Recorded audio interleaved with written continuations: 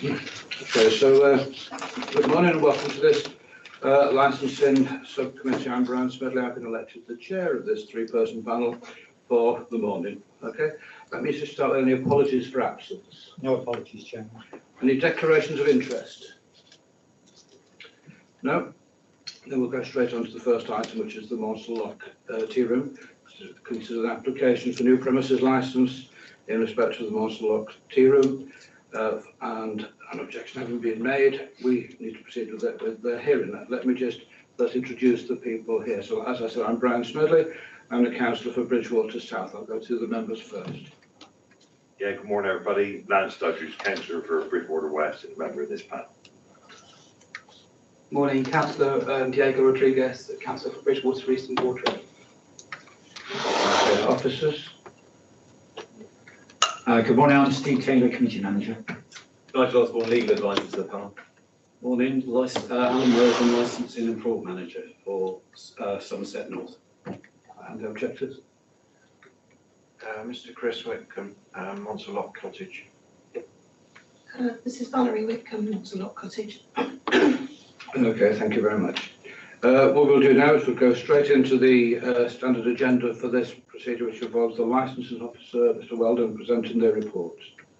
Thank you, Chair. Good morning, everyone. Good morning, members. As you'll see from the report, the matter before you today is the determination of an application for a premises licence in accordance with the Licensing Act 2003, following receipt of a relevant representation from Mr. and Mrs. Whitcomb. The premises the subject to the objection is Monsell Tea Room, Banklands, North Newton, Somerset.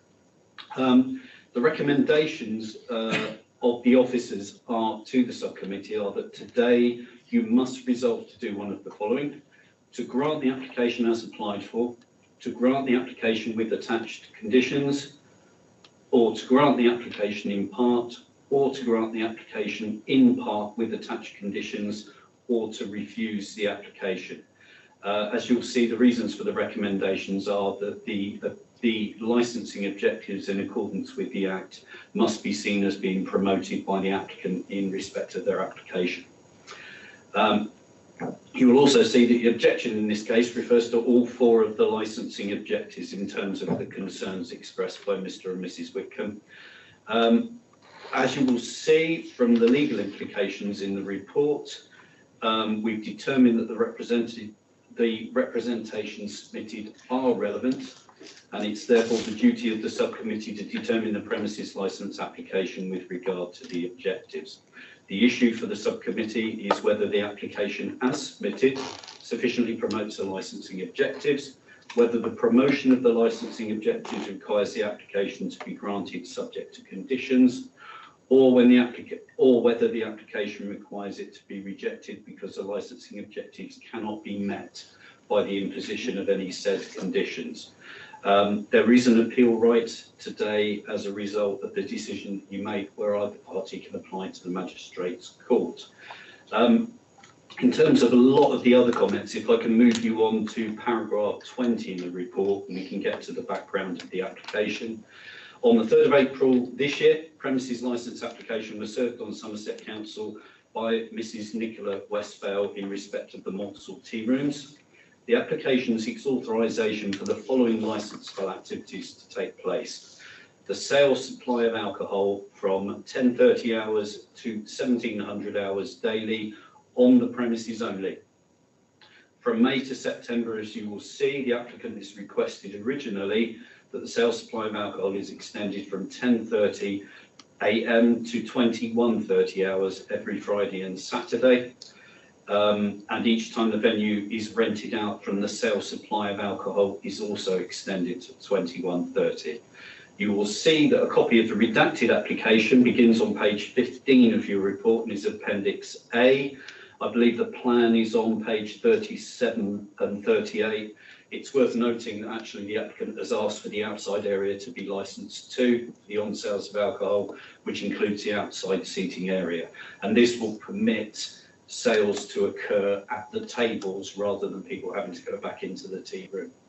So it's the outside area as well as the internal premises. Moving on through the appendices, You'll find at Appendix B in full the objection from Mr. and Mrs. Whitcomb and maps of the surrounding area on Appendices C. I know Appendix B is on page 39. In terms of what's happened since the report has been written, there's a little bit to update on.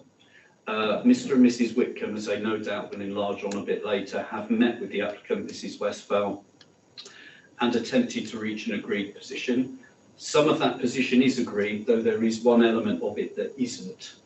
So if I can clarify that in terms of what's been done, I believe the meeting was the week before last, and I believe that you've seen circulated the plan of the day in terms of the objectives put together. I understand you've seen that. Essentially, there's agreed position, and I'm sure that Mr. and Mrs. Whitcomb will correct me if I'm wrong, but I believe the agreed position is that the finishing time for both May to September on a Friday and a Saturday, and any additional rented out times, is going to be 2100, so a half an hour reduction.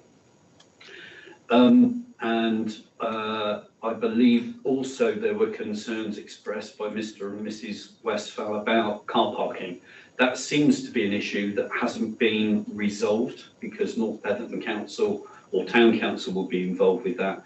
And to be fair, I think it's fair to say, with legal advisors' agreement, that it's more a planning issue than a licensing issue in terms of the car parking elements around the premises in question. I think there's an agreement also that notices will be displayed asking that children must be supervised by an adult on the premises at all times. And I believe that's the agreed position.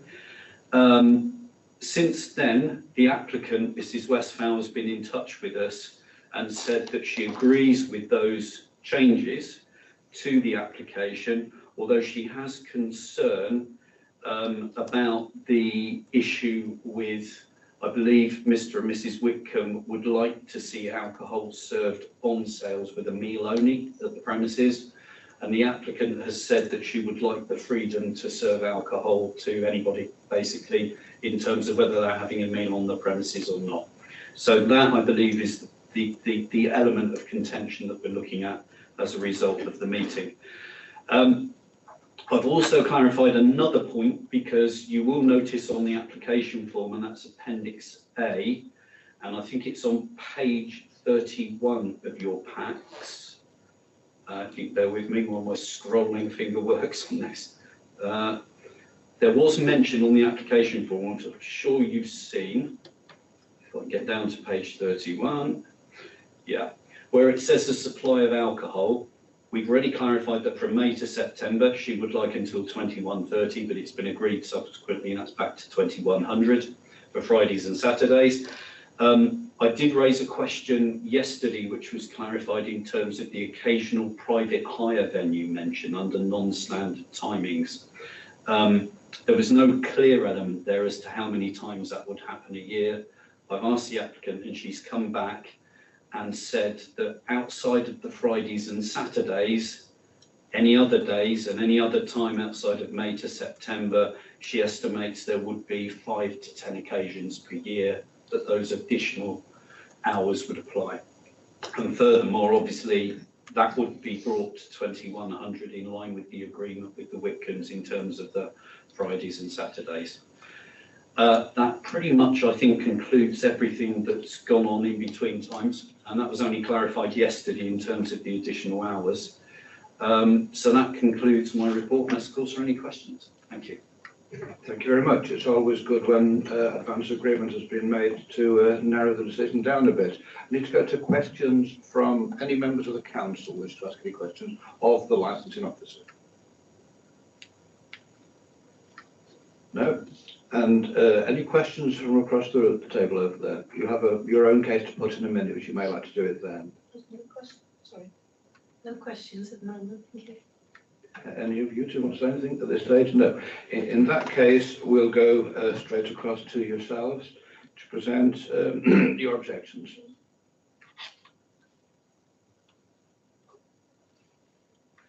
Yeah, good morning, everybody. Thank you for your time. I think it's been pretty much summed up really, how we're feeling about it. As you may be aware, we actually used to run the tea shop and sold it to Nicky Westphal. We had it operating from 2004 until 2018. So we're well experienced with, the workings of it and everything. We didn't really want to put objection in, but the wording is such that it has to be called an objection. We just wanted to make observations. And I think that we've pretty well got there. I don't know if there's anything else to say, really. It's just that. It's just we did notify Nicky with a copy of this, but we didn't get a reply until we'd actually submitted it to yourselves. So we weren't aware that she particularly wanted to serve alcohol across the board rather than not just with meals. And our concern to a large degree was, having seen the development of the boat centre, which is only about 600 yards further up the canal, we have concerns about safety. So that was what was at the back of our mind. We always actively discouraged alcohol because we just didn't think that the two mixed with the quiet environment of the rural aspect of it. But I think, we'll have to just be guided by yourselves on that one. Is there anything else? So, yeah, I think that sums up myself, really. Okay. So I'll ask any questions from members of the panel here of the objectors. Councillor Doddridge. Yeah, thank you, Chair. Just so I'm clear, and I probably missed this, when you were running the centre, did you serve alcohol at all? You said you didn't encourage it, but did you bring license for it? No, we didn't serve alcohol. On occasions, if we had an event, we also ran a trip boat. If we did a fish and chip supper, for instance, if people wanted to bring their own bottle of wine with them or their own beer, then that's how we operated it. But then it was in a controlled atmosphere, if you like, because it was only that group. Yeah, so it was only their drink that they were bringing. It was to go with a meal. And it was very rare as well, so it didn't happen very often. So we didn't think there was a need. No one else.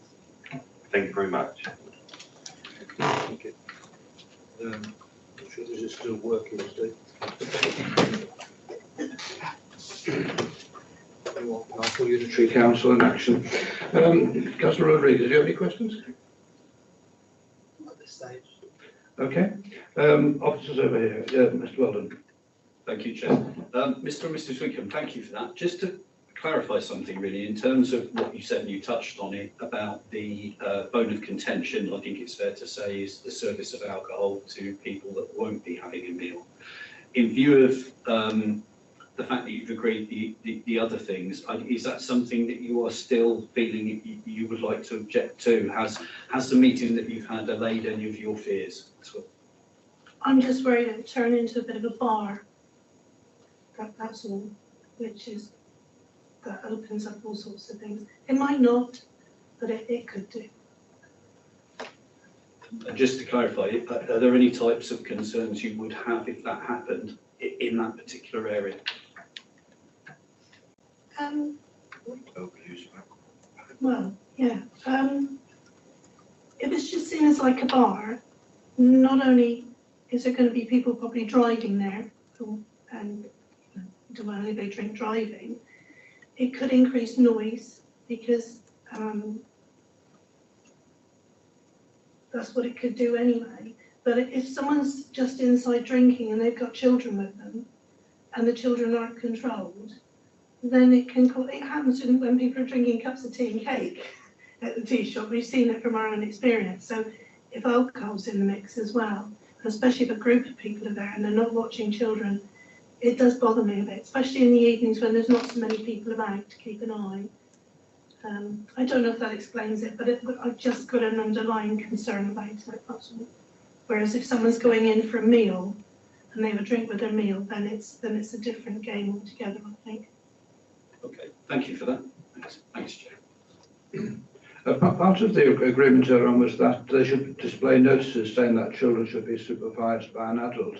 Would that allay some of your fears in that respect? It would, but we know what people are like, they don't read signs.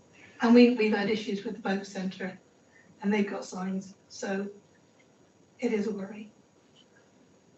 Are there any further questions anybody wants to raise around the table here? Councillor Rodriguez. Yeah, just a couple of things really that I've noted that I'd like to ask about. I just wondered what the licence is on with the boat centre really, just so we can compare, because it's not so far down the road, and it'll be just interesting to know really, please.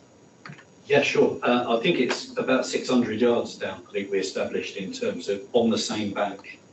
There's no towpath directing the two, but you have to go in and out, which is about half a mile, I think, as you would have to walk.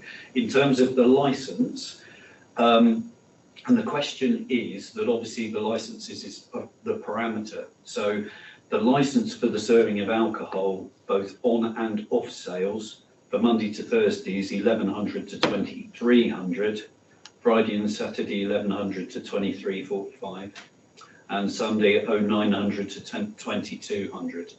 So again, I'm not sure if they will use the full extent of that licence because they can close when they like, but that's the parameter of the licensable activity.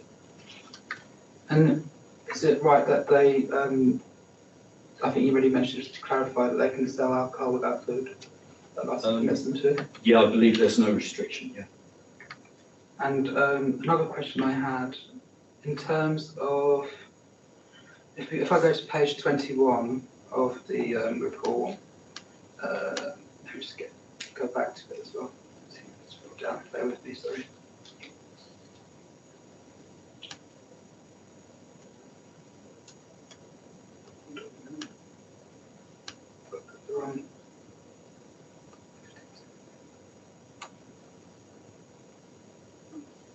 Not page 21. Well, on the application, it says on the report bit, and I wrote the wrong page number, sorry Alan, just be able to find it.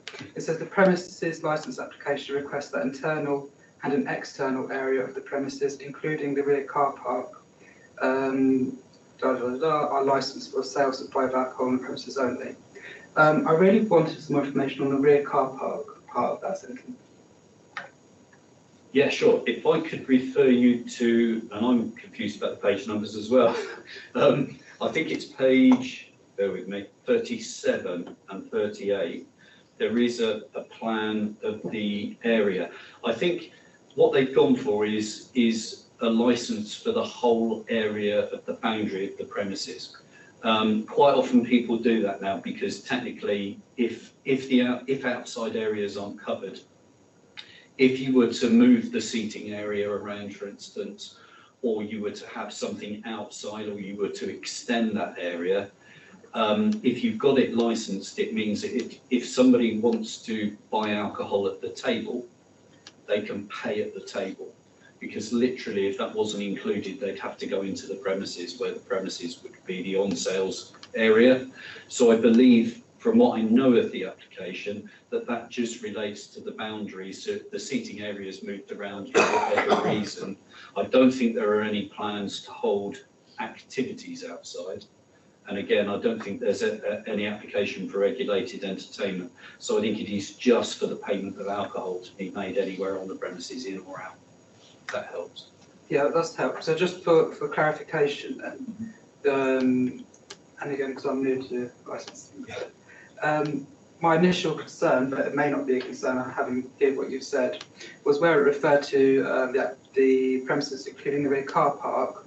My first thought was that would, if they're going to use the rear car park potentially for seating in the future, which then this licence would allow them to, would it therefore cause a public nuisance and public safety issues in terms of the car park not being able to be used and vehicles potentially coming into the site moving to park not being able to? So that's kind of where my thought process was with that. So. Potentially, I think you have a point there, yeah, because I think as Mr and Mrs Whitcomb have said, parking issues could be an issue anyway, and that's a bit out of anybody's control because it's a council-run car park. Again, I would say it's probably more of a planning issue than a licensing issue. Basically, they would have to promote the licensing objectives. So if that led to an issue that could have been, for instance, if they decided to do that and not make the car park available for car parking and it led to ASB or it led to public safety issues, that's an element where it could be challenged. So for instance, any granted license could be challenged or reviewed on the basis that licensing objectives aren't being promoted. Clearly, if there was a lot of problems being caused by the lack of car parking that was attributable to the premises, that's something they could be challenged on and something we could enforce, potentially.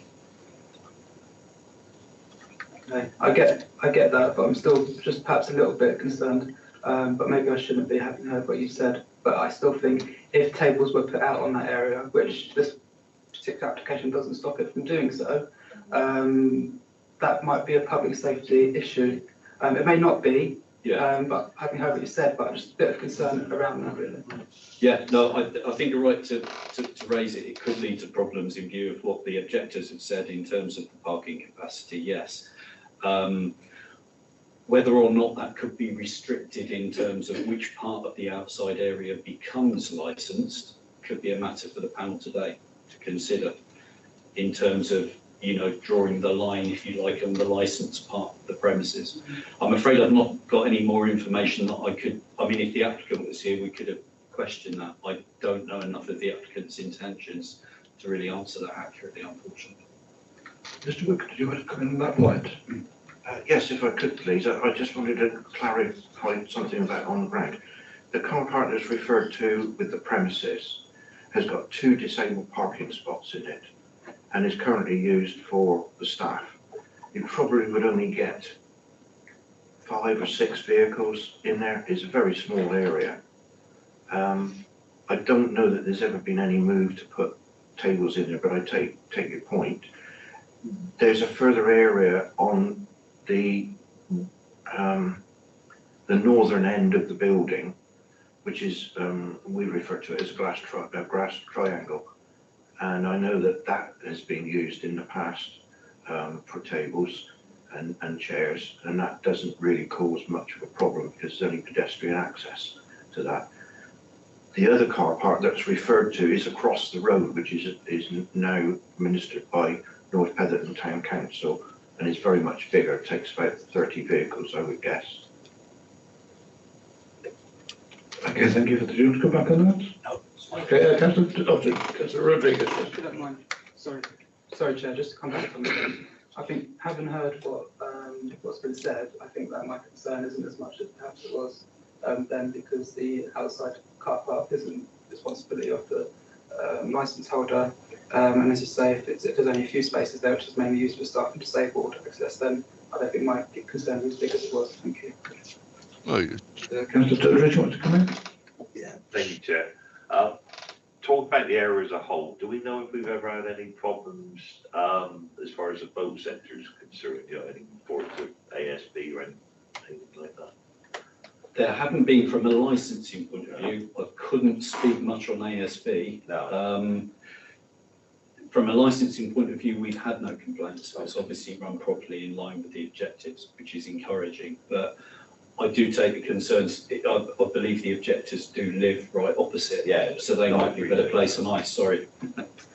Might that be something you'd like to elaborate on, the history of ASB in the area in relation to the boat centre? Yes, certainly. We have had a few instances of, particularly to mind, people attending the boat centre with their children and just letting the children go loose, basically. We did have one instance where there was 5 kids and they completely covered the landing stage down by the tea shop with stones kicked off the path. But we realised what was happening and went out with a brush and accosted them, and they swept it all back onto the path again. We do get excitable people with paddle boards and canoes down there creating loud noise. The sound is very strange down there. It echoes. You can hear conversation from quite some way off. But you know, as far as antisocial behaviour with regards to, say, policing, I'm not aware that anything has been called in to that degree, but it's not something that's improving, if you know what I mean.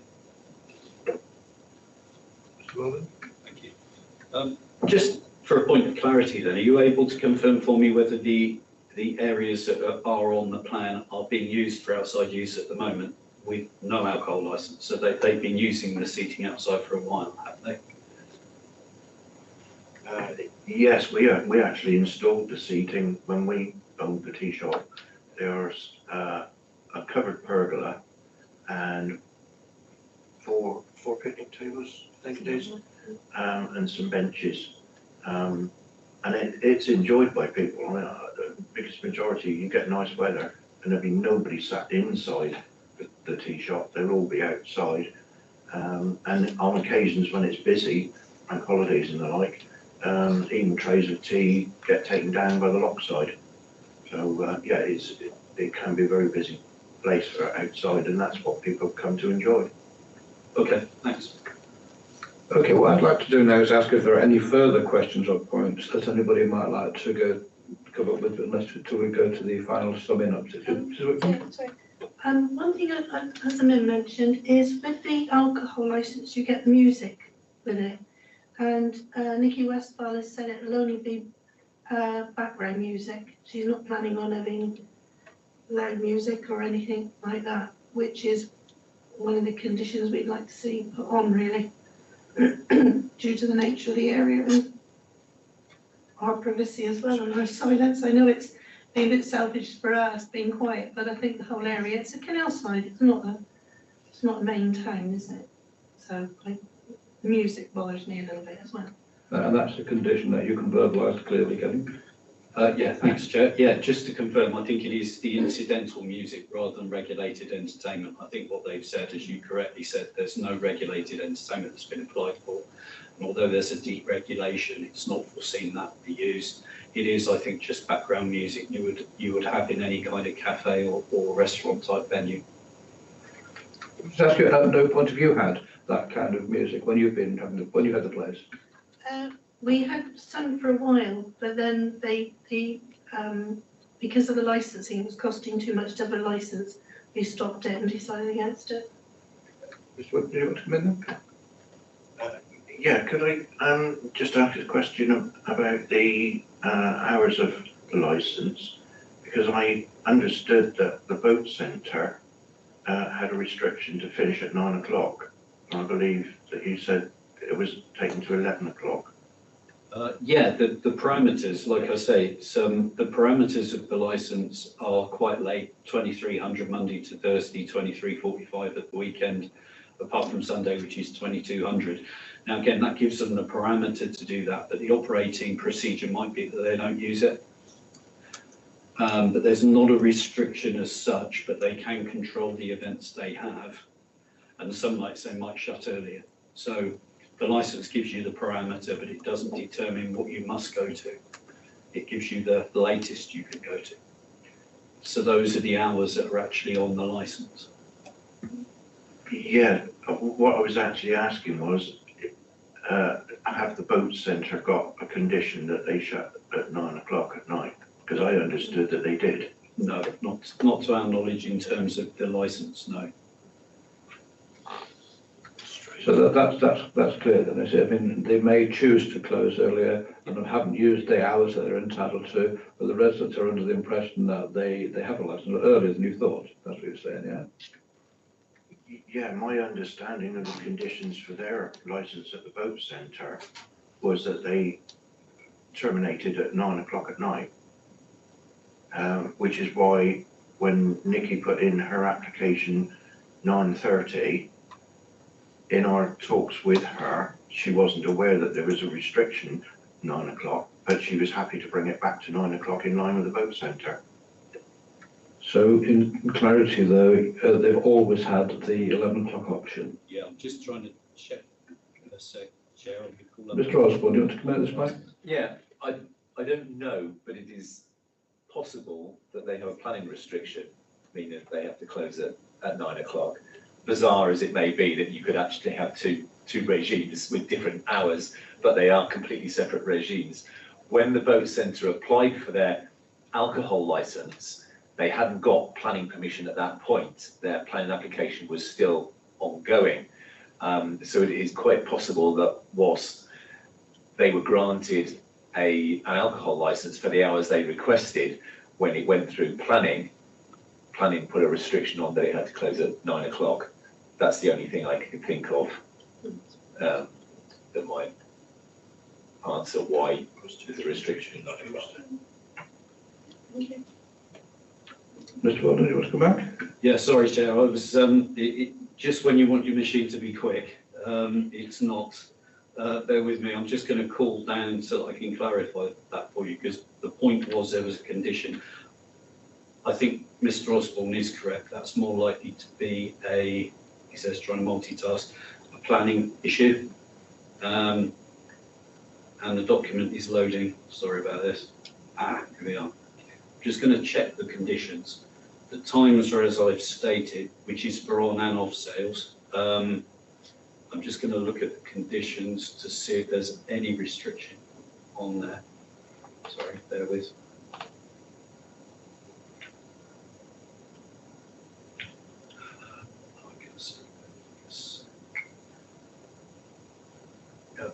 No restriction in terms of condition. Again, it could be a planning issue though that was subsequent to the licence.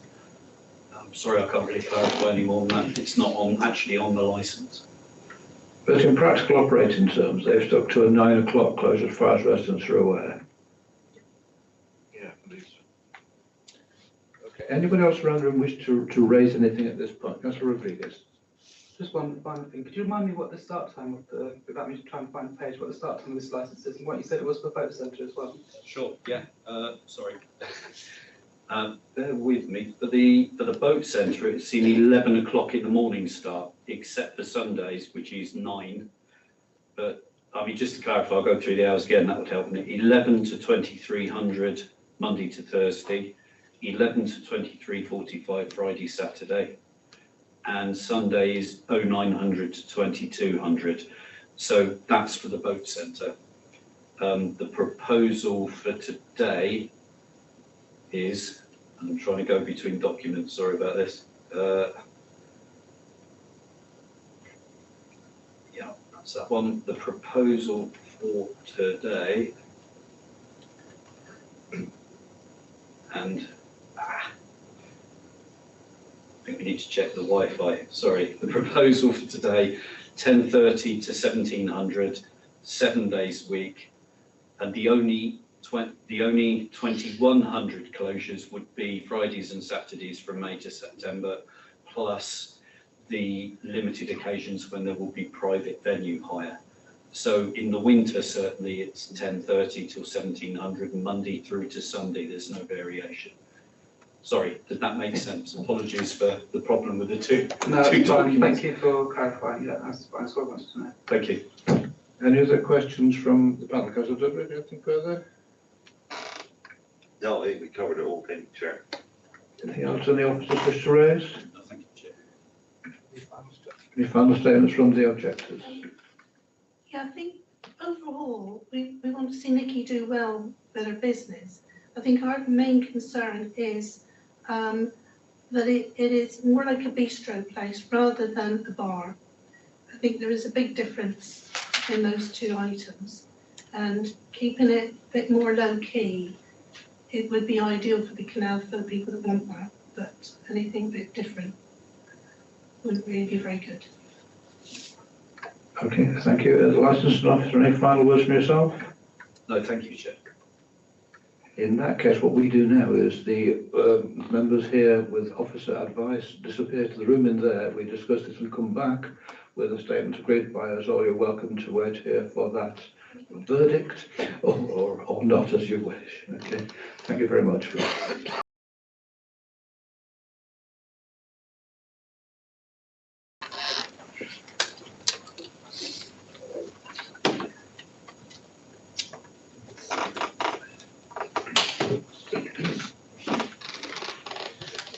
thank you very much for waiting.